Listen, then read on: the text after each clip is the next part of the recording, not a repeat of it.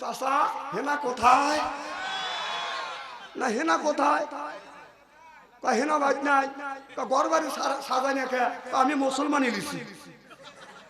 ও মুসলমানি লিছে, হেনা বিয়ে দিছে। কথা কর না কে? হেনা বিয়ের উপযুক্ত আছে, হেনা বিয়ে দিছে, সেটা বাড়িঘর সাজা যায়। সাজানে দেখা হেনা কোথায়? হেনা তুই হেনার পিছনে ঘুরবি কে? কথা কর না কে? হেনার পিছনে গোলা বাদ দাও, নিজের পায়ে দাঁড়াও, নামাজি হও, এরপরে চাকরি করো, ব্যবসা করো। হেনার পিছনে ঘুরতে হবে না। হেনার বাবা ঘুরবে, মা ঘুরবে, 14 গোষ্ঠী ঘুরবে, হেনা ঘুরবে। আর তুমি হেনার পিছনে যাও না। কি জানি কয়া লয় করে নিচের দিকে না, ভালো করে জিনিসটা আমার কানে পৌঁছান লাগবে তো। বুঝছে না? না কি জবাব দেবে? হেনার বিয়ে হয়েছে, শুনতেছে, জানতেছে, বলতেছে বাড়িঘর সাজানে কিসের লেখা? আমি মুসলমানি দিচ্ছি। বিয়ের আগে 8টা ভালোবাসা করছে, 8টাই দেখেন আল্লাহ কোরআনের মধ্যে কি করে। সুবহানাল্লাহ, শুনবেন তো ইনশাআল্লাহ। বিয়ে করছে ওইটা দিয়ে 9টা বাসর ঘরে যাবে। যুবক যখন বাসর ঘরে যাবে, বাদান বউলিয়া বাসর ঘরে যাবে, বিবির 4টা ভাঙিয়া যুবক যখন সুমা দিবে, কুব্বালা দি খাবনি, কুব্বালা দিয়া দি কুব্বালা দি রেজবি, কুব্বালা দি আইনা আইনি। আবু দাউদ শরীফের হাদিসের মধ্যে আছে, স্বামী বিবির 4 ভাঙে সুমা দিয়ে 2 রাকাত নামাজ পড়িয়ে আল্লাহর কাছে হাত তুলে যদি মোনাজাত করে, স্বামী স্ত্রীর জীবনের শুরু থেকে বাসর ঘরের আগ পর্যন্ত সগীরা গুনাহ আল্লাহ মাফ করে দিবে।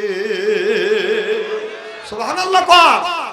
এ কথা কার? আল্লাহর নবী। জোরে কোন কার? আল্লাহ নবী বলছে আপনারা বড় বড় চোখ করেন কে? নবী বলছে, আমি বললে অসুবিধা হতো নাকি? বাসর ঘরে গেছে, যার নামাজও পড়ে না, সুমাও খায় না। বিবি বলে, স্বামী রে আজকে তোমার আমার বাসর ঘর। স্বামী বসে বলতেছে, বিবি আমি ঠকি না, আমি ঠকি নাই রে। বউ বলতেছে, তোমার আজকে আমার বাসর ঘর, এই বাসর ঘরে 2 জন দুঃখে সুখের কথা বলে ইবাদত করবে, আল্লাহ জীবনের গুনাহ মাফ করবে। আর তুমি এইরকম আনন্দের সাথে গান গাচ্ছ। স্বামী বলতেছে, আমার চাইতে আনন্দিত মানুষ আর বাংলার জমিনে নেই। 8টা ঠকা আনছি, তুই আসছিস সলিড। কারণ বউ স্বামী বলতেছে, বিবি আমি ঠকি নাই, আমি ঠকি নাই রে, তুমি আমার 9 নাম্বার বিবি রে। আমার আগে 9টা, 8টা কয় তোক দিয়ে 9টা। বউ আসলে খাটের উপরে দাবাস করে ধরে গেছে। স্বামী হাত ধরে টান দিয়ে তুলে বলতেছে, বিবি ঠিক আছে? কাহে আমি ঠিক আছি। কয় তুমি দাবাস করে পড়লে কেন? তখন বলতেছে, আল্লাহ কানের পাশ দিয়ে বাঁচাইছি। কয় যেমন? তখন বউ বলতেছে, স্বামী আমি ঠকি নাই, আমি ঠকি নাই রে, তুমি আমার 10 নাম্বার স্বামী রে। কয় আমার আগে 8টা, কয় আমার আগে 9টা, কয় তোক দিয়ে 10টা।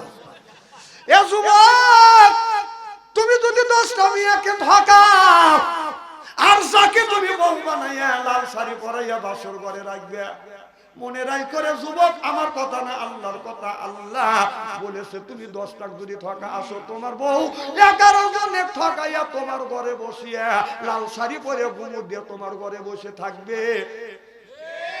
এই জন্য আল্লাহ বলছে, এদিক টাকা আল খবিসাতুল লিল খবিসা ওয়াল খবিসুনা লিল খবিসা। খবিস মার্কা ছেলের ভাগ্যে খবিস মার্কা বউ মিলবে, আর খবিস মার্কা বউর ভাগ্যে খবিস মার্কা স্বামী মিলবে। কথা তা আল্লাহ বলতেছে, আর আমি বলি দোষ কি? আল্লাহ বলছে, আল খবিসাতুল লিল খবিসা ওয়াল খবিসুনা লিল খবিসা। খবিস মার্কা ছেলের ভাগ্যে খবিস মার্কা বউ মিলবে, খবিস মার্কা বউর ভাগ্যে খবিস মার্কা ছেলে মিলবে। আমি কলে রাগ করো, পাংসা বাজেছা ও নরম পাও। আল্লাহ 1450 বছর আগে তোমাদের কথা বলে গেছে, আর ওইটা বললে হ্যাঁ আল্লাহর পর রাগ হয় না, আর বাচ্চা আন্তরিক নরম পাও, গরম দেখাও নাকি? কি কোনো সমস্যা হচ্ছে নাকি? কোরআন সেরা, বাস্তবের সাথে মিল করে কোরআনটা আমি বলি। কোরআনের কথা যদি কারোর কলিজা বেঁধে বুঝতে হবে যে আজকের ওয়াজ হচ্ছে। সুবহানাল্লাহ, জোরে কর। কারণ কোরআনের আয়াত আল্লাহর কথা আমারও বিপক্ষে যেতে পারে, আপনারও বিপক্ষে যাইতে। আর আমাদের নিয়ম হলো যে আমি যে কাজ করি, আমি যে দল করি, আমি যে নেতার পক্ষে থাকি, সেই নেতার পক্ষে যদি কথা হয়, নেত্রী যদি পক্ষে যদি কথা হয়, আমার পক্ষে যদি কথা হয়, সেটা যদি গীতা মহাভারত দিয়েও যদি বলা হয়, তারপরে তা ঠিক আছে, কারণ আমার পক্ষে গেছে। আর আমার যদি বিপক্ষে যায়, আমার নেতা নেত্রীর বিপক্ষে যায়, আমার নেতা নেত্রীর বিপক্ষে যায়, আমার আচার আচরণের বিপক্ষে যায়, সেইটা যদি কোরআন হাদিস থেকেও যদি বলা যায়, তারপরে বলে মোট আনসাইন্টিফিক, কারণ কথা ঠিক হয় না। এই তো দেশের খুব খারাপ লাগতেছে মনে হয়, তাই না?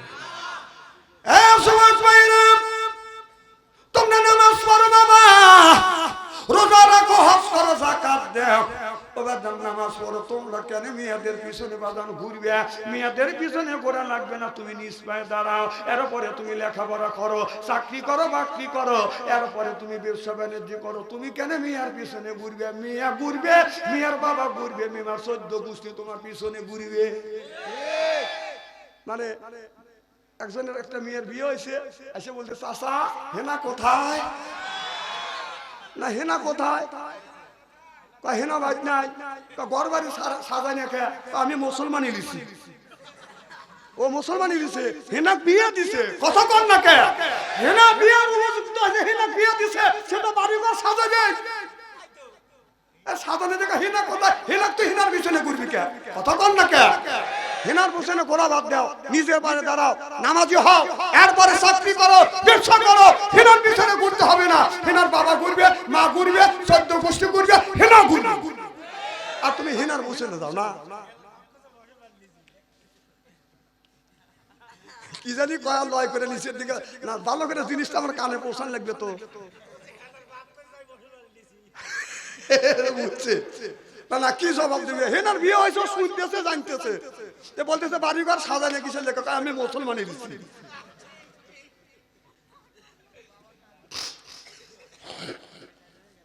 কিছু লোক মনে মনে চিন্তা করতেছে, ওর দালসে আমি আসলাম কে?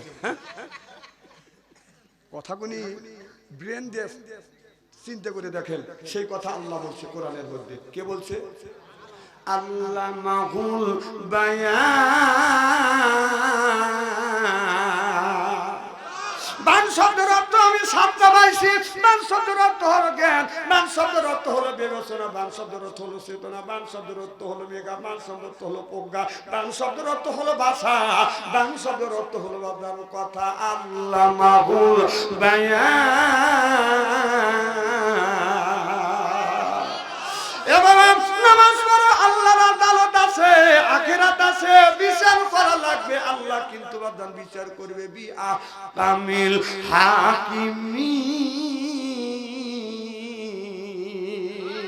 আল্লাহ নিজেই উত্তম বিচারক হবে, আল্লাহ বিচারক হবে, আল্লাহ বিচারক হবে, নবী উকিল হবে, আমরা আসামি হব। আর আমার আল্লাহ বিআহকামিল হাকিমিন হয়, আমাদের ভালো মন্দর বাদান বিচার করিবে। ও বাজান, এই কথা যখন দাউদ আলাইহিস সালাম যখন বাদান বলেছে, দাউদ নবীর জামানা, দাউদ নবীর লোকজন যা বলতেছো, দাউদ আলাইহিস সালাম তুমি আখিরাতের কথা বলো, কিয়ামত আছে, কিয়ামতের কথা বলো। এই কিয়ামতের ময়দানে আল্লাহ মানুষের কেমন বিচার করবে আমাদের একটু দেখাতে যদি পারো, তাহলে আমরা কলমা পড়ে মুসলমান হব না, সে আমরা কলমা পড়ে মুসলমান হব না। আল্লাহর নবী দাউদ আলাইহিস সালাম বলেছে, আর 3 দিন পরে ঈদের নামাজ হবে, ঈদ মাঠে তোমরা উপস্থিত হইবে, ঈদ মাঠে যাই আমি তোমাদের দেখাবো আল্লাহ কিয়ামতের ময়দানে মালিক ইয়াউমিদ্দিন। জোর কান আল্লাহু আকবার। আল্লাহ মালিক ইয়াউমিদ্দিন, আখিরাতের আদালতে বিচার করবে কে? আল্লাহ মানুষের ভালো মন্দর বিচার করবে। বাদান 3 দিন হয়ে গেছে, 3 দিন বাদান সময় নিছে, কিন্তু বাদান 3 দিন ধরে বাদান ওই যারা আপনার ওই এলাকার ধনী একজন ব্যক্তি, যাকে এলাকার সব মানুষ মানে, তার একটা গরু ছিলেন। এই গরুর বয়স বাদান 60 বছর। ধরো কম কয় বছর? 60 বছরের মধ্যে গরু বাদান বুড়ো হয় না, এটা অলৌকিক ভাবে আল্লাহ এই গরুটা বাদান রাখছে। 60 বছর হয়ে গেছে, 60 বছরের মধ্যে গরু বুড়ো হয় নাই বাদান, আপনার কাবু হয়ে যায় নাই বাদান, তরু তাজা হইছে। এই গরুটা যখন বাদান হারিয়ে গেছে, ওই ধনী ব্যক্তি গরুটাকে অনেক ভালোবাসে আর বলেছে এই গরুটা ছেড়ে দিলাম, যেখানে যাবে যেখানে খুশি সেখানে যাবে, যা খুশি তাই খাবে, কেউ আমার গরুকে কিছু বলবে না। সেই গরু আজ 3-4 দিন 3 দিন ধরে বাদান হারা গেছে, গরুটা বাদান পায় না। এবারও ঘোষণা দিলেন যে আমার গরুটাকে খুঁজে আনিয়ে দিতে পারবে। গরু এক পাল্লায় তুলে দিব আর স্বর্ণ অলংকার এক পাল্লায় তুলে দিব। গরু খুঁজে আনিয়ে দিলে বাদান গরুর সমান ওজনে তাকে সোনা দেওয়া হবে। আর চোরকে যদি ধরিয়ে দিতে পারে আরো ডবল পুরস্কার বাদান দেওয়া হবে। বাদান এলাকা সব মানুষ বাদান স্বর্ণের লোভে বাদান গরুটা খুঁজতে খুঁজতে খুঁজতে খুঁজতে যা দেখে জঙ্গলের ভিতরে একটা যুবক বাদান আর একটা যুবকের মা, একজন বুড়া মানুষ। ওই মেয়েটা আল্লাহর একটা খাঁটি বান্দি, আল্লাহর ওলি বান্দি বাদান ওই আপনার জঙ্গলার ভিতরে বাদান থাকে, জঙ্গলার ভিতরে থাকে। আল্লাহ একটা আনার গাছ বাদান তৈরি করে দিয়েছে। আনার গাছের ফল সকালবেলা যা বাদান ফলটা খায়, এইটা খায় বাদান রোজা রাখে। সন্ধ্যের সময় আনার গাছে যায়, আবার বাদান 2টা ফল পায়, এইটা 2টা ফল দিয়ে বাদান ইফতারি করে। এইভাবে 1 নয় 2 নয় 20 বছর বাদান গত হয়ে গেছে। কিন্তু হঠাৎ করে আজ 3 দিন ধরে বাদান আনার গাছের বাদান কোনো ফল ধরে না, ফলও আসে না। ছেলেও না খায়া, মা না খায়া। ছেলে বলে মা আজ 3 দিন হয়ে যাচ্ছে গো মা, আনার গাছের আনার ফল ধরে না গো মা। আনার ফল যদি না ধরে আমরা জঙ্গলার মধ্যে কি খাবো? মারে চাউল নাই ডাউল নাই, আমরা তো ওই ধনী ব্যক্তির ভয়ে আমরা জঙ্গলার মধ্যে আসছি। আল্লাহ আনার গাছে সকালবেলা গেলে 2টা ফল পাইছি, 2টা খায়া রোজা রাখছি। সন্ধ্যার সময় আনার গাছের কাছে গেছি, 2টা ফল পাইছি, খায়া এইটা ইফতারি করছি। মা আজ 3 দিন ধরে আমাদের আনার গাছের আনার ফল বন্ধ। কিন্তু একটা গরু ওই ছেলের মা যেই জায়গা থাকে 2 দিন ধরে ওই গরুটা যা বলতেছে আমি তোমাদের হালাল গরু, আমাকে জব করে খাও। ও বাদান একজন মানুষ অনাহারে কয়দিন বাদান থাকতে পারে? ছেলে বলে মা এই গরু নিজেই জবান খুলে খুলে বলতেছে আমি গরু তোমাদের হালাল গরু, আমারে জব করে খাও। মা তাই যদি না হইতো গরু কোনোদিন কথা বলতো না। গরু টান হয়ে শুয়ে পড়লেন, বলে বেটারে আমি গাতটা টান করে দিলাম, ছুরি দিয়ে জবই করো, আমি নড়াচড়া করব না, আমি তোমাদের হালাল। এখন ক্ষুধার যন্ত্রণা সহ্য করতে পারে না। মা বলে বেটা যখন গরু জবান খুলে বলতেছে ঠিক আছে গরুটাকে জবই করো। এবার গরুটাকে জবই করছে। মা বাবা কিছু গোশত লিয়ে বাদান রান্না বাড়া করিয়ে খাইয়ে 2 জন বাদান জীবন কাটাইছে। এইভাবে বাদান 3 দিন হয়ে গেছে। সুবহানাল্লাহ, সুবহানাল্লাহ। কয়দিন?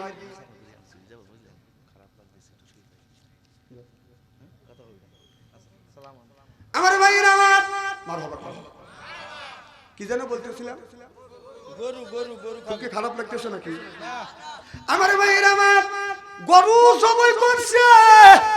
মা বেটা গরু জবাই করে বাদান খানা পিনা যখন বাদান করছে বাদান লোক লাগা দিছে গরু ধরে দিতে পারো, গরুর সমান ওজনে বাদান সোনা দেওয়া হবে। চোর সহ যদি ধরে দিতে পারো তাহলে ডাবল পুরস্কার দেওয়া হবে। পুরস্কারের লোভে বাদান একজন মহিলা যায়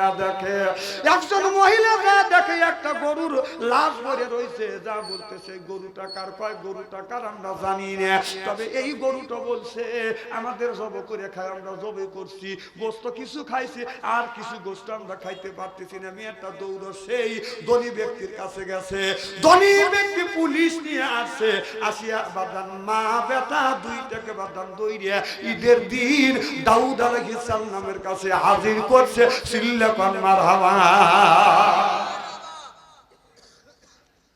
ওটা দাউদ নবী বলছিলেন আখিরাতের আদালতে কিয়ামতের ময়দানে আল্লাহ কিভাবে মানুষের বিচার করবে, ঈদের দিন দেখাবে।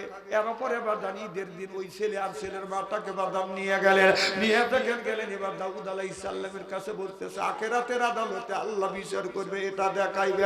এই চোরের বিচারটা করেন, আমার গরুটা চুরি করে খাইছে।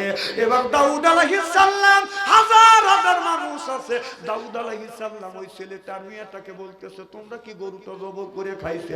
এবার ছেলেটার মেয়েটা বলতেছে, হুজুর আল্লাহর কসম করে বলতেছে, আল্লাহি আল্লাহি আল্লাহি আল্লাহর কসম, আমরা গরু খাইতে চাই না, কিন্তু আমরা জঙ্গলের মধ্যে আমরা বেটা, আমরা এই মা বেটা দুইজন জঙ্গলের মধ্যে থাকি। আল্লাহ আনার গাছের ফল দিছে, সকালবেলা খায়া রোজা রাখছি, সন্ধ্যের সময় পাইছি, এই দেখা বাদান ইফতার করছি। 3 দিন আমাদের ফল বাদান বন্ধ হয়ে গেছে। 2 দিন ধরে ওই গরু যায় জবান খুলে বলেছে, আমি তোমাদের হালাল গরু জবাই করে খাও।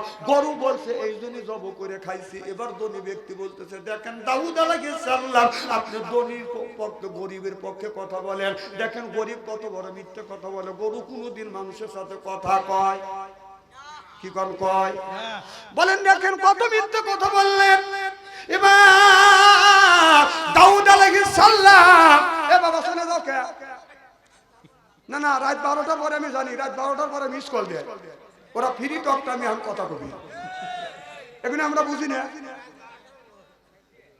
হ্যাঁ, রাত 12টার পরে তো দিবে রিং, এতে এখন রিং দেওয়ার টাইম দেখছি, 15 মিনিট আছে, তাই রিং দিবি, তার সাথে কথা বলা লাগবে না। খুব খারাপ লাগতেছে নাকি? মারহাবা কর। আমি তো ভূমিকেই দেই নাই, ওয়াজ তো পড়া শেষের দিন, মানুষ তো এতক্ষণ পরে ভূমিকেই দেয়, কথা কম। আমার ভাইয়ের আমার, এবার দাউদ আলাইহিস সালাম বললেন, মা বেটা ভুল করে গরু খাইছে, তুমি এই মা বাবা এই দুইটা লোককে মাফ করে দাও, মা বেটাকে মাফ করে দাও। দাউদ আলাইহিস সালাম বলতেছে, না আমি মাফ করে দেব না, এই তো তুমি গরিবের পক্ষে কথা বলো। দাউদ আলাইহিস সালাম বলে, মাফ করে দাও। না, আমি মাফ করব না। এমন সময় জিবরাইল আলাইহিস সালাম আল্লাহর কাছ পক্ষ থেকে এসে বলে, ও দাউদ আলাইহিস সালাম, ওই লোকটাকে বলে, তুমি জীবনে কি কোনো অন্যায় করছো? এই লোকটার গরু না, তুমি এই লোকটাকে জিজ্ঞেস করে, এই গরুটা কি তোমার? ধনী ব্যক্তিকে দাউদ আলাইহিস সালাম বলল, আল্লাহর পক্ষ থেকে জিবরাইল আলাইহিস সালাম আমাকে জানা দিয়ে গেল, গরুটা কি তোমার? বলে, হ্যাঁ গরুটা আমার। কয়, মিথ্যা কথা বলো না, গরুটা তোমার না। বলে, হ্যাঁ গরুটা আমার। কেউ তো বলতে পারবে না গরু অন্য মানুষের, গরু তো হলো আমার। এবার দাউদ আলাইহিস সালাম বলল, তোমার মুখের জবান বন্ধ করো। মুখের জবান বন্ধ হয়ে গেল। এই জন্য আল্লাহ বলেছে, ওয়াতিকাল্লিমুনা আইদিহিম, মুখের জবান বন্ধ হয়ে যাবে, হাতের জবান খুলে যাবে, পার জবান খুলে যাবে। হাজার হাজার মানুষের মধ্যে দাউদ আলাইহিস সালাম বলল, আল্লাহর মুখের জবান বন্ধ করে দাও, হাতের জবান খুলে দাও, পার জবান খুলে গেল। হাত জবান খুলে খুলে বলতেছে, দাউদ আলাইহিস সালাম, এই গরু ওর না, এই গরুটা হলো এই যে মা বেটা দ্বারা আছে, মা বেটার গরু। কারণ এই যে ছেলের বাবা, ওই যে বুড়ি আছে, বুড়ির স্বামীর সাথে এই ধনী ব্যক্তিটা আপনার চাকরি করত। এই গরুটা এই ছেলের আর ওই বুড়ির এই গরুটা ছিল। এই ধনী ব্যক্তির সাথে চাকরি করেছিল। এই ধনী ব্যক্তির অর্থ সম্পদ দেখিয়া ছুরি দিয়ে এই লোকটাকে জবাই করিয়া, হত্যা করিয়া, মারিয়া ফেলিয়া এই ছেলে মেয়ে আপনার মাকে আর বেটাকে আপনার বাড়ি থেকে তাড়িয়ে দিয়েছে। আর সমাজ তালা তালুক যা ছিল সব জোর করে বেদখল দিয়েছে। আর এই যে গরুটা বাছুর গরু ছিল, এই গরুটা এই লোকটা পাইলিয়া পুষে বড় বানাইছে। গরুর বয়স এখনো হলো মাত্র 60 বছর। সুবহানাল্লাহ। এই গরুটা এনার নাই, গরুটা হলো এই যুবকের আর ওই বুড়ির। সুবহানাল্লাহ। যখন হাত জবান খুলে বলতেছে, আমি হাত, আমাকে দিয়ে ছুরি দিয়ে ধরিয়ে এই লোকটাকে খুন করছে, জবাই করছে। পা বলতেছে, আমি পা, আমাকে দিয়ে হাইতে হাইতে যায় তাকে এইরকম করে বাদান হত্যা করছে। এলাকার সব মানুষ বাদান এই দৃশ্য গুনে বাদান দেখতেছে। দেখবার পরে চোখের বাদান পানি ফেলে দিয়ে দিয়ে সব মানুষ কাঁদতেছে। আল্লাহর বিচার যদি এইরকম হয়, আমরা যদি অন্যায় করি, কিয়ামতের ময়দানে যদি আমরা আমাদের মুখের জবান বন্ধ করে দিলে শরীরের অঙ্গ প্রত্যঙ্গ উলঙ্গ সব আল্লাহর কাছে বাদান সাক্ষী দিবে। ইমাম দাউদ আলাইহিস সালাম বলল যে গরুটা জবাই করে খাইছো, এই গরুটা বাদান নিয়ে আসা হলো। গরুটা যখন নিয়ে আসা হলো, দাউদ আলাইহিস সালাম যখন বলল কুম্বি ইজনি ইল্লা, আল্লাহর হুকুমে গরু তুমি জিন্দা হয়ে যাও। দেখা গেল বাদান সব হাড়ের সাথে বাদান হাড় লাগতেছে, একটা কঙ্কাল তৈরি হয়ে গেল। পিছনের পা দুইটা পিছনে লাগতেছে, সামনের পা দুইটা বাদান সামনে লাগতেছে, সিং বাদান জ্বালা গেছে, গায়ে পশম হয়ে যাচ্ছে, বাদান চামড়া লেগে গেছে, পশম হয়ে গেছে, গোস্ত গুনি বাদান সেট হয়ে গেছে। এই গরু হাজার হাজার মানুষের মধ্যে জবান খুলে বলতেছে, আল্লাহ নবী দাউদ আলাইহিস সালাম, আমি গরু হইলাম, এই যে মা, এই যে যুবকটা, আমি এদের সম্পদ, এর বাবাকে এই লোকটাই ধনী ব্যক্তিটা হত্যা করছে, মেরে ফেলছে, আমাকে মারে নাই। আজ 60 বছর ধরে আমাকে লালিত পালিত করতেছে, আমার মালিকের বিবি আর মালিকের সন্তান অনাহারে মারা যাবে, আমি চাই না। এই জন্যই আমি জবান খুলে বলেছি, আমি তোমাদের হালাল আমারে জবাই করে খাও। এবার সব মানুষ টাকা টাকা দেখতেছে। আল্লাহর নবী দাউদ আলাইহিস সালাম বলে, মালিক ইয়াউমিদ্দিন, আখিরাতের আদালতে এই মানুষের ভালো মন্দ বিচার করিবে কে? আল্লাহর বিচার কি কিন্তু কঠিন। এই জন্য জীবনে যদি অন্যায় করে থাকি তওবা করেন। আপনি যদি মাওলানার কাছে যদি অন্যায় করেন, মাওলানা যদি মাপ দেয়, এই মাওলানাকে আপনি থাপ্পড় দিয়েছেন, মাওলানা যদি মাপ দেয়, এই মাওলানা যদি মাপ দেয়, আপনি মাপ পাইবেন। কিয়ামতের ময়দানে আল্লাহ কিন্তু আপনাকে মাপ দিবে না। আফামা হাক্কা আলাই কালিমাতুল আযাব, আল্লাহ বলবেন নবী গো আপনি কি পারবেন? আফা আনতা তুমফিজুর ফিল নার, এই মানুষটাকে জাহান্নামের হাত থেকে বাঁচাইতে। আল্লাহ নবী বললেন অন্যায় করছে ওই, আমি আর দায়িত্ব নিব না। কিয়ামতের ময়দানে আল্লাহ বলবে বান্দা আমার হক নষ্ট করছে, আমি আল্লাহ মাফ করে দিব।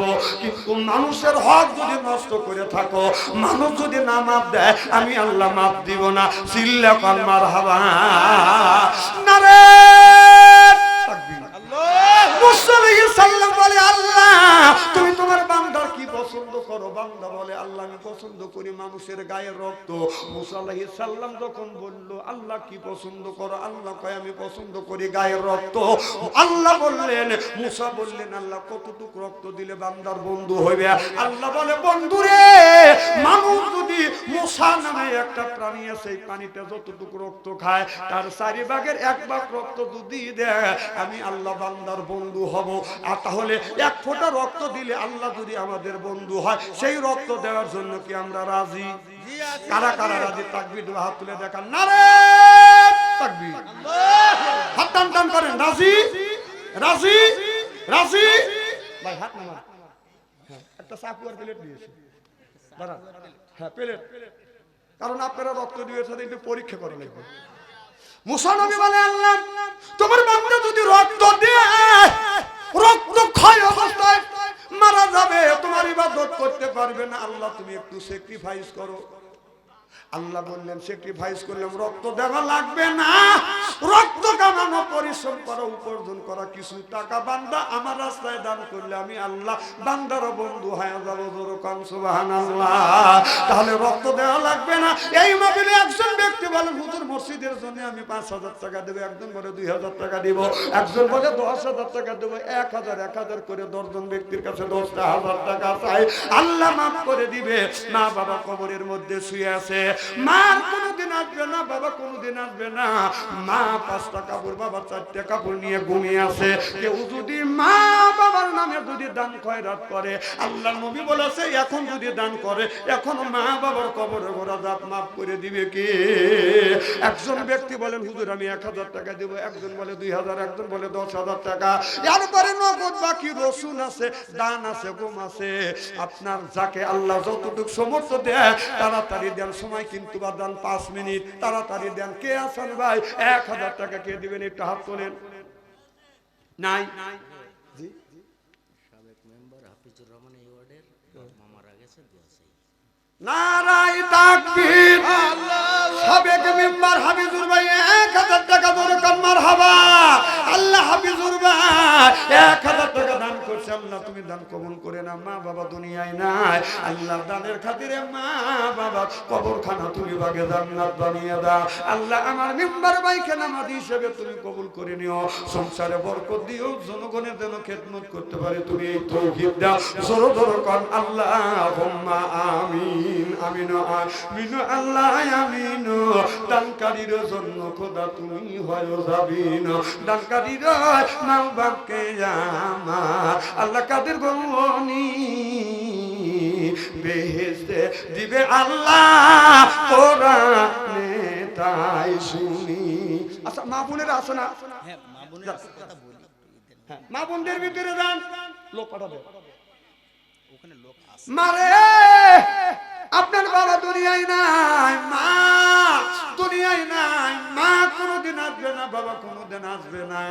মা বাবার নামে যদি দান খয়রাত করো মা, আল্লাহ দানের বরকতে মা বাবার কবরের গোরাজাত মাফ করে দিবে। জোরে কোন আল্লাহু আকবার। আসেন ভাইজান, 10 জন ব্যক্তির কাছে 10,000 টাকা চাই। আর